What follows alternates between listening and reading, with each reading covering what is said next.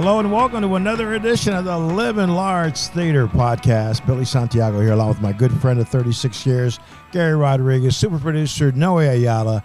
livinglargetheater@gmail.com is where you can get a hold of us at. We're available on Spotify, iTunes, Google Play, Amazon Prime, the iHeart Podcast Network. We're going to become a sponsor of this fine show. Reach out to our super producer Noe before 10 p.m. at 956-451-1633. Make sure you rate us, share it with a friend, leave a comment, and more importantly, make sure you hit that subscribe button so you get notified the next time we have a podcast. Hey, thank you, Billy. Here we are, Majestic Studios. Thank you to our beautiful, wonderful benefactor, Ward Thomas, for allowing us to use these beautiful professional facilities. Majestic Studios, McAllen, Texas. You want to use them? You can contact our producer, Noe Ayala. We'll give his phone number out several times a day. Listen, also, I run into people, and they're kind of surprised and a little bit impressed that we're doing a podcast. And everybody always says, well, I want to do a podcast. I wish I could do a podcast. I think I could do a podcast. I'm going to do a podcast. And guess what? They never do a podcast. So if you really want to do a podcast, we have a super producer. And I mean that in terms of he's got all the latest technology. He's got the best equipment. And more than that, he has the know-how to get your podcast out there. Trust me, it's not going to bother us one bit. We're on a roll. We have over 4,500 consistent listeners, Living Large Theater, now in its third year. But I get it, man. I get it. You want to have a podcast. It is not hard, but it's not easy. For example, when we first started, Noe got drug away to his real job for probably a month or two, and Billy and I struggled, and we had to figure it out. And we finally got back in touch with Noe, and he came back on. He was able to work things out with his employer, and so here we are. And my point is, we figured it out, but it was not easy. When you think about it, we're on all the major podcast platforms: Apple, Spotify, Amazon, Google, iHeart. And once you produce it, once you do what I'm doing right now, which is babbling, once that's over, then you have got to find a way to get it out into the whatever sphere that is, the stratosphere, the atmosphere. The podcast sphere. The podcast sphere. Yeah. And, I'm telling you, you could figure it out. If I can figure it out, anybody can figure it out. Trust me, you can. But if you want to do it in a more, I guess, efficient way of getting, and make sure it gets done correctly. Yeah, and gets done correctly without any backlash from any of the platforms. Noe's your guy, man. Noe's your guy. Just don't take him away from us. This is the Living Large Theater podcast. Again, we are broadcasting from Majestic Studios, and it is a blast to be in here. If you want to party with some friends for the Super Bowl and you want to do it right, get Hacienda Dragon Tequila. It is awesome. They have several varieties. Hacienda Dragon Tequila is the sponsor for the Living Large Theater podcast, and you can pick it up just by asking your local bartender or barista where to get the Hacienda Dragon Tequila. If they don't have it, they can get it from their distributor. Let's talk Super Bowl before we bounce into the program, Billy. We didn't do very good making predictions. No, you guys went Detroit. I went Baltimore. I went Detroit by, I guess, emotions. Right.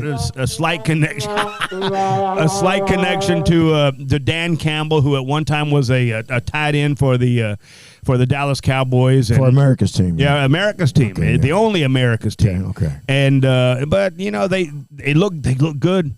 They looked good for about 3 quarters. And yeah, I was sad. And, I did win on that game, though, because I took Detroit and the points. They were like a 3-point underdog. Oh, wow. So I won a little money on that. Wow, attaboy. Have you guys heard about the Taylor Swift theory? No, what is that? Her favorite number is 13. 13. Oh, that's Purdy's number. Yeah, 49ers is what? 9 plus 4 is what? 13. 13, and their quarterback's 13. And there's a flight from Hong Kong to Vegas. It's 13 hours. And she'll be flying in on that. Yeah, and 13 minus 100 is 87. Wow. There's a lot of, it's just weird. Yeah. Where'd you get all that? No kidding, man. Somebody overthought that shit. No, it's all over online. It's everywhere online, and they got the Taylor Swift effect as far as betting parlays. Like, will they show her during the national anthem? And that's her 13 football game she'll be attending. Yeah. Yes. No. Yes, it's all over the line, man. Wow. Yeah, you should check it And out. they also have a parlay. So, okay, are they implying that the 13 is good luck or bad luck? That's her favorite number. That's so her I don't- favorite I- number, I don't, yeah. I don't know. And I was born on the 13th, so. What's your I'm favorite number? 13. What's your favorite number? 44. Okay, I'm 8. My favorite number is 8. I don't For know why. Aikman. 8. 8. No, not in football wise. I'm just talking about in You're- general. It's, oh, it's 8. It's 8. I don't know why. It's always been my favorite number. So when you bet the roulette wheel, is it 8 black or 8 red? I always bet on black. I always bet on black. Yeah. That's why I'm always broke. Who's that super producer, man? I mean, this guy's going AWOL. All right, here we go, man. Time for predictions. I'm going, as much as I love Brock Purdy and I own the domain PurdyNiners.com, I just don't see it happening, man. And if it does, I'll be extremely happy. But this guy, Mahomes, he's like a magician. He's always pulling things out of his pocket or something out of his ears. And he just makes it happen. What do you think? I agree with Chiefs. you. I mean, check it Chiefs. out. Yep. They went to Buffalo, beat the Bills at home. Yep. They went into Baltimore, beat Baltimore at Somebody home. should have called Baltimore and said, you need to show up for this game. Yeah, exactly. Yep, yep, yep. That was crazy. And the Kansas City defense is playing lights out. I think they'll figure it out what the San Francisco does on offense. Yeah. I think the Chiefs, they're a 2.5 point underdog. I'm taking the points in the Chiefs. Yeah, All I right. think so too. All right. I think they're the new dynasty for this era somehow. Yeah, there you go. Okay. Are they America's team? No, no, nobody Nah, will ever. Okay, nah. so here, I'm just throwing it out there. before we jump into the program, let's talk about MVP. So they had essentially handed the MVP trophy to Lamar Jackson, It's a regular season game, so he did play real good during the regular season. but he hasn't got the award yet, has he, or no? Well, they'll give it to him He'll still get it, probably. even if Mahomes wins. because it's a regular season award, it has nothing to do with the playoffs. Okay, well, What they ought to do is wait until the whole yeah, I season's thought- over. Yeah, that's what I thought they were going to do. Wow. Living Large Theater, Gary, Billy, Noe, and our very special guest today, Chris Cabrera. He is Vice President of the National Border Patrol Council, and he is here today to talk the border, a very hot topic, especially now. Oh. And, Chris, I can't tell you how appreciative I am that you are here today making time to be with us and be a part of this program and talk to our listeners and tell them, in layman's terms, and again, maybe there's things you can't say, so we don't want you to stretch out too much, but, we're just honored to have you here, and I want to start with a little bit of background on you, if you'll tell us. I know you were airborne in the Army, and I know you're a federal agent. What else have you done getting to this point in your career? Well, I've been in the Border Patrol for 22 years now. Thank you for your service, bud. Thank you. I before this, I was in the military. Did 4 years at Schofield Barracks, Hawaii. Airborne. paradise. Yeah, gotta love it. Airborne air assault. I joined the patrol. I didn't even know there was Border Patrol. I'd never heard of it. Yeah. Bumped into a recruiter at a mall in San Antonio, and he asked if I wanted to join the Border Patrol. I told him, what's that? And he said, well, it's like playing hide and go seek, but you're always it. Yeah. So, That's a good analogy. I didn't have much going on at the time, so I luckily I got stationed in the Rio Grande Valley, which again I didn't know anything about this area, so I would have taken anything. So you're not you weren't No. from here then? Okay. Yeah, I grew up in Dallas, in the I got Dallas you. Fort Worth Had area. a boy, Big D. So it was a culture shock. Yeah. But shit, I love it. I mean, Yeah. heck, I love it. Yeah. I don't think I live anywhere else now. That's good. That says a lot, man, because you're here, you're at ground zero with respect to the border and all the issues coming around here. And for you to say you wouldn't live anywhere else, that says a lot about this area, about the people, about the culture, just about the lifestyle that we enjoy here. And, for a lot of people, some people think South Texas is San Antonio. South Texas is here, not San Antonio. Yeah, the food is much better. Much better down here than anywhere else. Right? Yeah. I was in San Antonio over the weekend. I went to a taqueria for breakfast with my brother and had some tacos. The red sauce wasn't quite what it is what you get down here, but it was pretty good. But you're right, though, man. How much was that plate at Taco Cabana? No, it wasn't Taco Cabana. It was a mom and pop taqueria. Oh, okay. man. So, All right. So, but they didn't have the. I asked the girl with the red sauce. It's a little sweet. Yeah. But down here, the red sauce is a little hot. Hot. Yeah, you más picoso. So yeah, you're right. It's nothing like the Rio Grande Valley. Well, man. we're glad you're here, Chris, and like Billy said, thank you for your service in both disciplines, the military and the Border Patrol.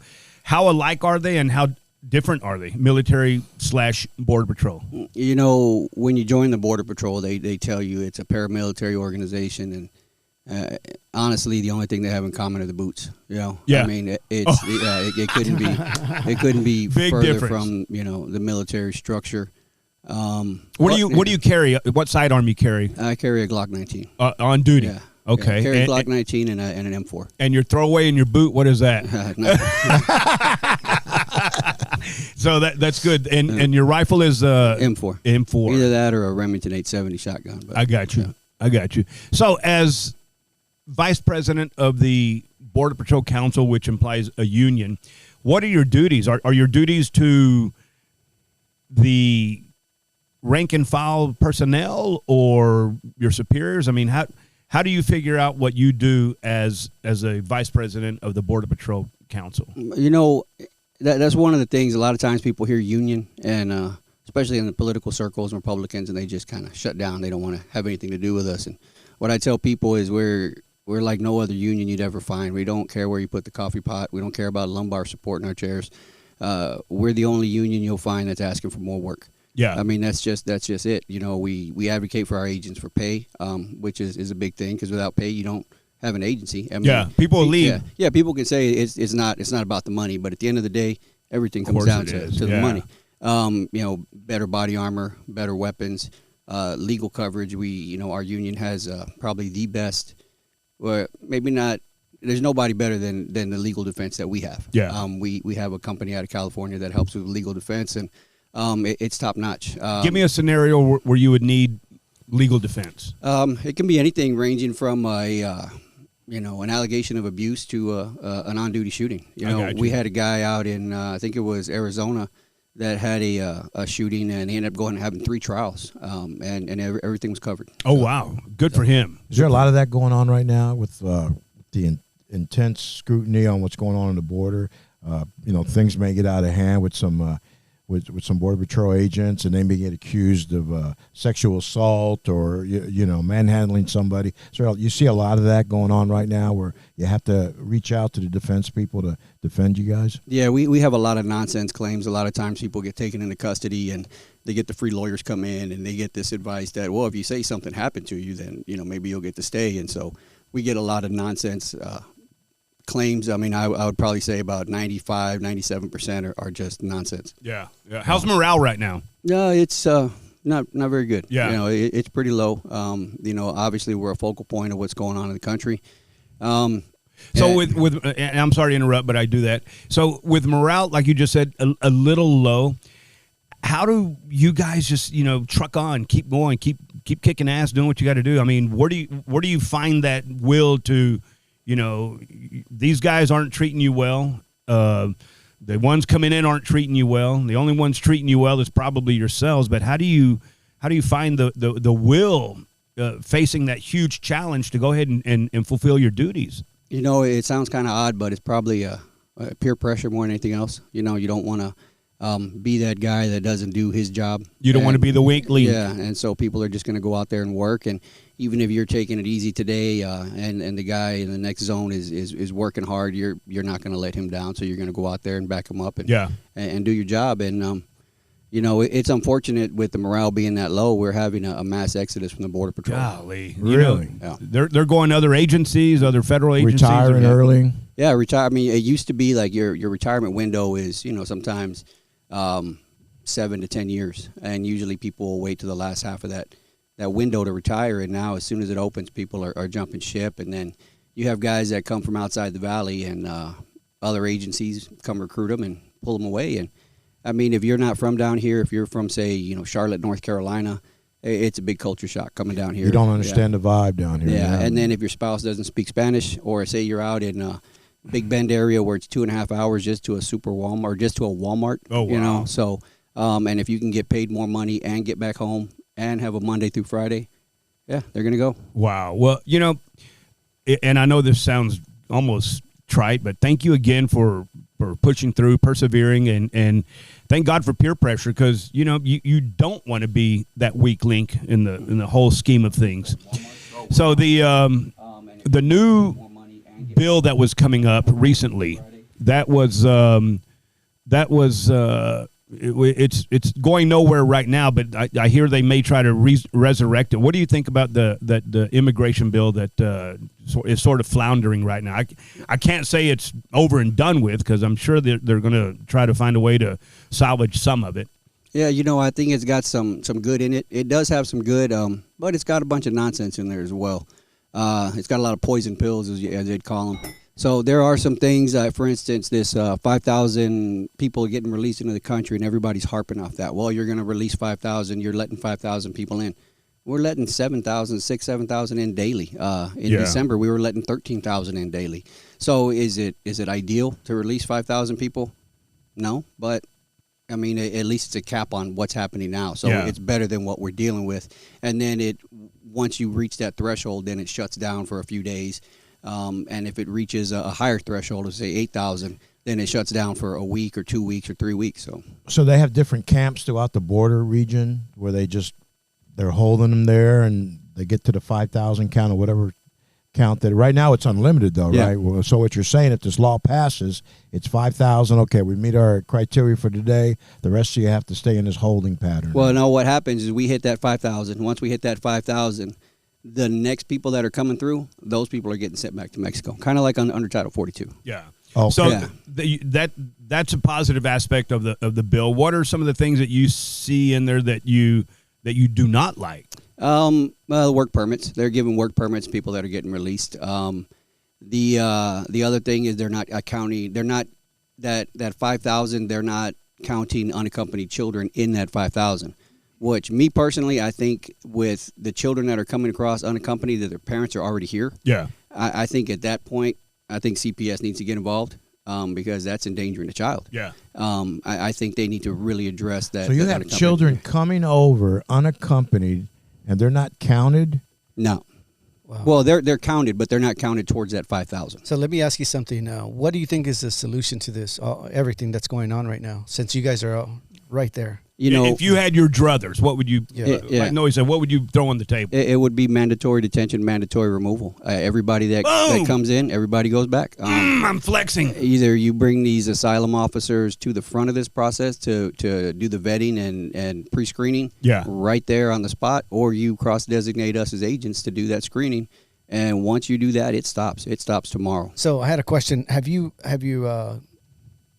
major concerns to these politicians, everybody that comes down to go see y'all? I mean, is it something that they agree with y'all or disagree with you on this issue? Yeah, we have talked to different lawmakers on both sides of the aisle. We've given them our suggestions, and for the most part, they take some of it, but some of it they don't. And I think the biggest problem is that there's too many soups too many pots in the or too many spoons in the soup. Yeah, yeah. Too many chiefs, huh? Yeah, everybody wants to put their own little twist on it, Yeah. and then next thing you know, this border bill is funding Ukraine and this and that, and hey, you know what? Let's tackle one thing at a time. Yeah. Let's do it right, and take your personal beliefs out of it, and Yeah. and do what's right for this country. I had heard that the Chamber of Commerce and some bigwig corporations are the ones pushing for more people to come in. I'm like, hold on. I mean, do we want more people? Obviously, maybe we do, but we still deserve and reserve the right to know who they are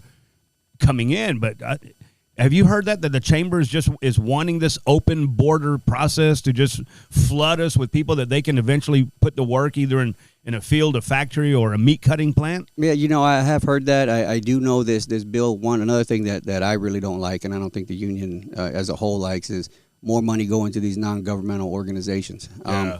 If you look at it, if you come into this country legally, you have to have medical screening, so you're not bringing any kind of crazy diseases in here. And two, you got to be able to support yourself. You won't be a public charge. We're not going to put you on welfare. You're not going to get free medical. Yeah.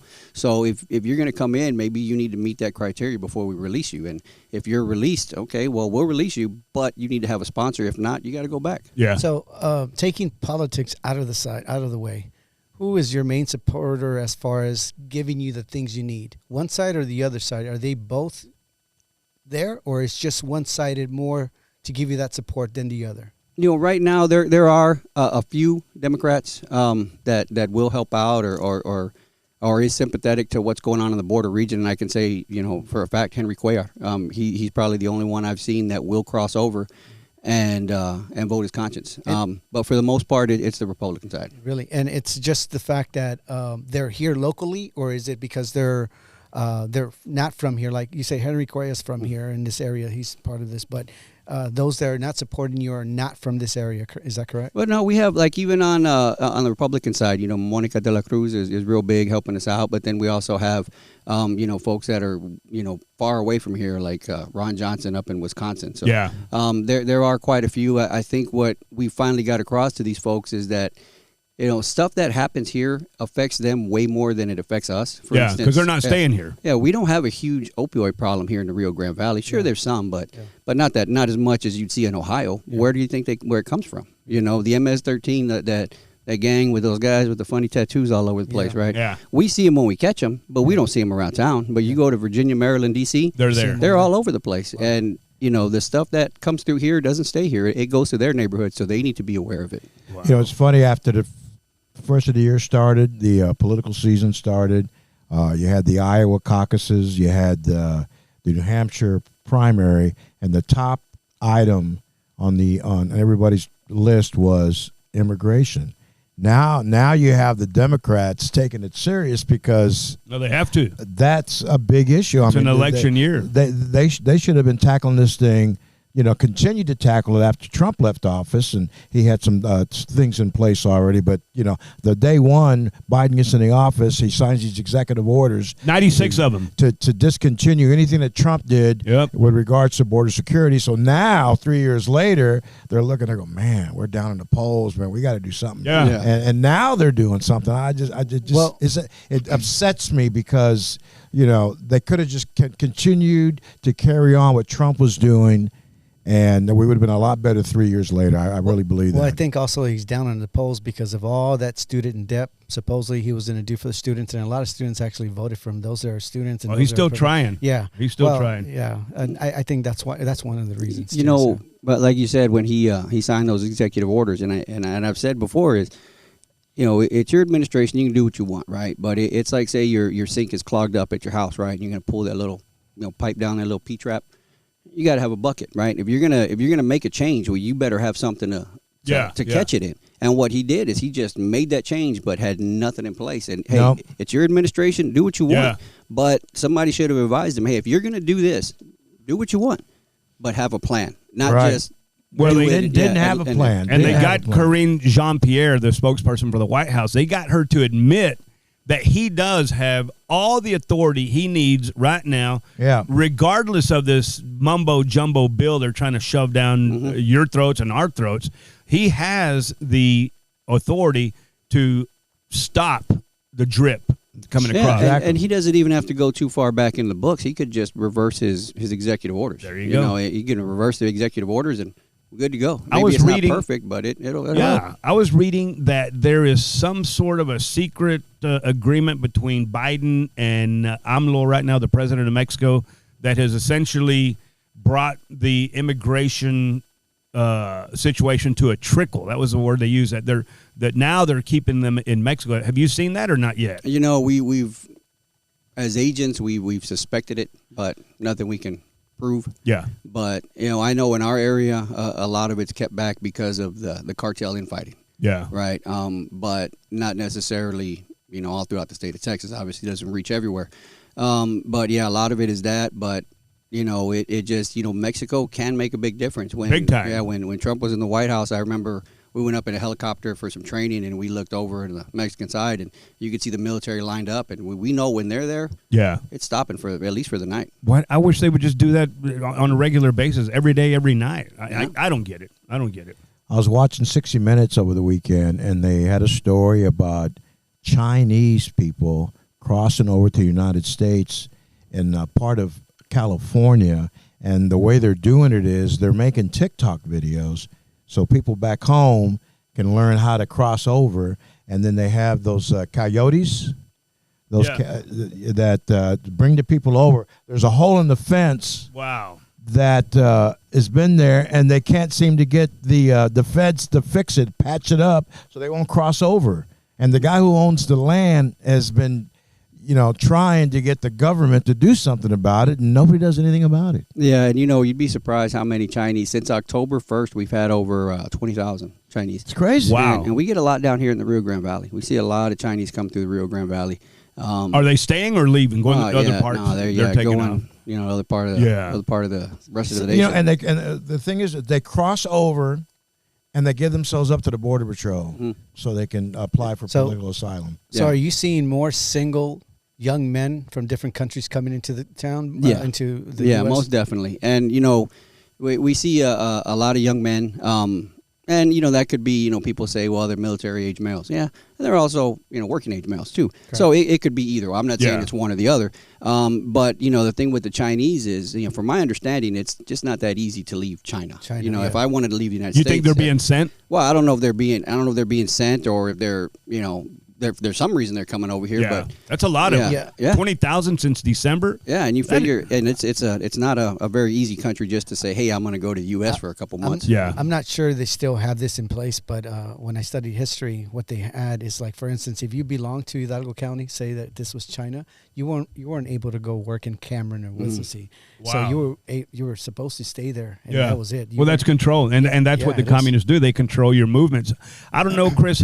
First of all, this is Living Large Theater Podcast, talking to Chris Cabrera. He is the vice president of the National Border Patrol Council. I don't know how much of this you can delve into, but let's talk about, if we can, the Shelby Park situation. You're a federal agent, and the story that I've been reading consistently is that the state is keeping federal agents out. Now, I guess that if y'all really, really wanted to get in there, y'all could. But can you give us a summary of what happened? Now, Shelby Park, for those who don't know, Gary, is the park where they closed it it's off. in Eagle Pass, I Eagle believe. Pass, yeah. They closed it off, and there's where they're detaining. Not anymore. There's nobody there, but Yeah. they're, Well, they've shut that down. A little background on that, and this kind of tells you the way the federal government handled this a couple years ago when all the Haitians came through. We had all those people coming in from Haiti through the Mexican border, and the federal government shut down the bridge. But they were coming through the river. So that just tells you how the federal government kind of sees things. It's kind of backwards. They weren't having a problem on the bridge, but they closed the bridge. Now, with the governor, he went and he put some shipping containers down, some concertina wire up, and granted, it's a small footprint. It's a couple miles, but that area is secure. Where they're not having that issue there, which is a good thing. I'm glad they did it. But at the same time, we don't have a problem with DPS. Our agents don't have a problem with DPS. We work great with DPS. We work great with the National Guard. If we need access in there, we go in there. Yeah. Matter of fact, our boats launch from Shelby Park. Okay. So they drive in to go in there. I think it's a lot of media organizations are they got to have that drama somewhere. They got to put one against the other. And Yeah, that's what they're trying sensationalize to- it. Yeah, and we don't have that problem with these guys. Maybe at the highest levels they do. Yeah. But at our level, and we work great with them. We've trained side by side before, and our boat crews have worked together. I think it's just it's a whole bunch of nothing. So That's good. What is your opinion on the drugs coming across? What do you suggest should be done, or what do you think? Man, as long as there's that hunger for the drugs, they're going to come The across. market for Yeah, it. it got to the point where meth used to be what they call it, hillbilly heroin back in the day. You Yeah. had some, white dude up in a trailer in Kansas making it, and now it's cheaper to come through Mexico. Everything is made in Mexico. Even the cocaine is done in Mexico. Yeah. They've made they got a monopoly on it. So as long as people they have that desire for it, it's still going to come. The odd thing is our drug seizures are down from what they used to be. Yeah. And it used to be when I first joined the patrol, you would catch, marijuana. It was big loads, 900,000 pounds. If you came into the station with less than 500 pounds, they made fun of you.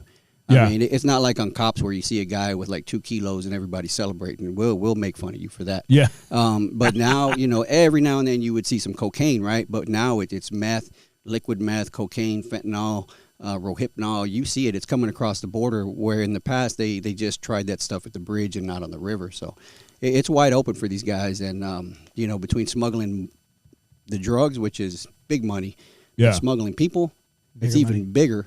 And then on top of that, they don't even have to smuggle them anymore. We complete the smuggling process for them.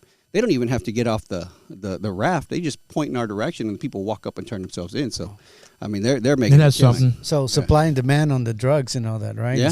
Okay. Talk about cartels. You think they're on this side of the border, or Yeah, I know they they're on are? the side of the border. Yeah. do you have y'all identified them? I don't want you to get too deep in the woods here, but have y'all identified who they are, what faction they belong to, and We've seen it quite a bit. I mean, what was it? Cardenas, his son was arrested going to SPI not too long ago. Wow. Cimarron Country Club. I mean, even up in Dallas and in Oklahoma, they've had factions of the Zetas and organized crime with the horse racing business. They're all over the country here. wow, and they work with impunity, or are we on them?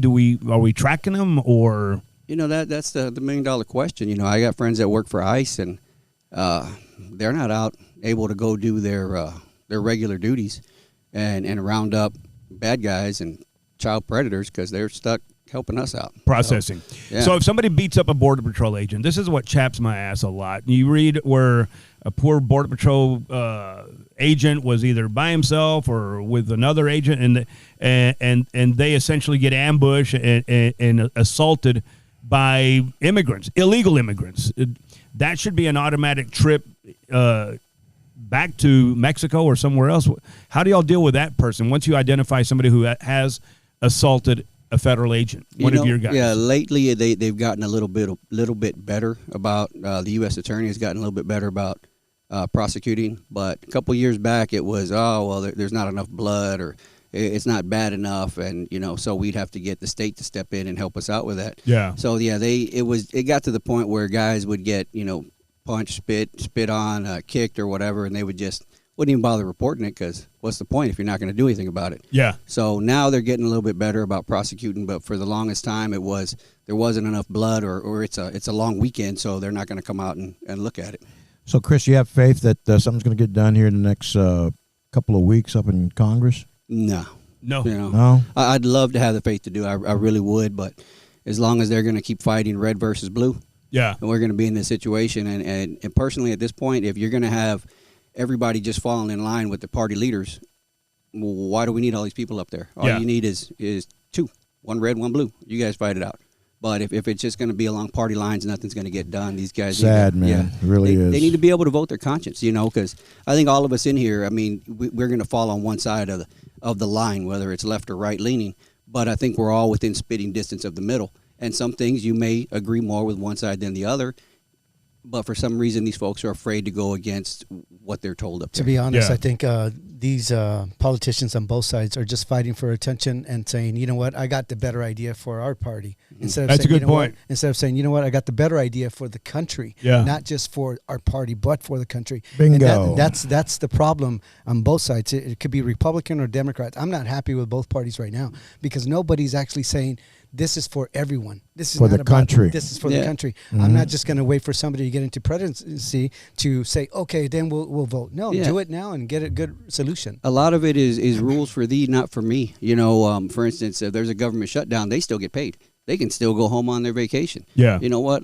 Have them stay up there 14 hours a day, 7 days Yeah. a week until it gets done. Or even better, when there's a government shutdown, okay, anybody that was part of this process of this shutdown, you're no longer eligible for re-election. Yeah. Yeah. Have it so it hits them because it doesn't affect them. It affects us. Correct. It affects the rest of the country, but with them, they're good.